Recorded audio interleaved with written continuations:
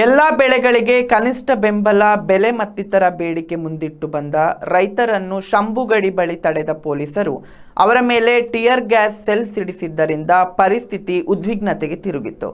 ಎಲ್ಲ ಬಗೆಯ ಬೆಳೆಗಳಿಗೆ ಕಾನೂನುಬದ್ಧ ಕನಿಷ್ಠ ಬೆಲೆ ಆಗ್ರಹಿಸಿ ರೈತರು ದಿಲ್ಲಿಗೆ ಬರುತ್ತಿದ್ರು. ಒಕ್ಕೂಟ ಸರ್ಕಾರವು ಯಥಾಪ್ರಕಾರ ದಿಲ್ಲಿಯೊಳಕ್ಕೆ ಬಾರದಂತೆ ಶಂಭುಗಡಿಯಲ್ಲಿ ಅವರನ್ನು ತಡೆದಿದೆ. ರೈತರು ಬ್ಯಾರಿಕೇಡ್ಗಳ ಮೇಲೇರಿ ಪ್ರತಿಭಟಿಸಿದ್ರು.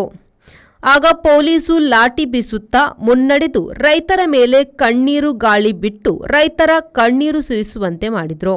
ರಾಷ್ಟ್ರೀಯ ಹೆದ್ದಾರಿ 44ರಲ್ಲಿ ರೈತರ ಜಮಾವಣೆ ಸ್ಪಷ್ಟವಿದೆ.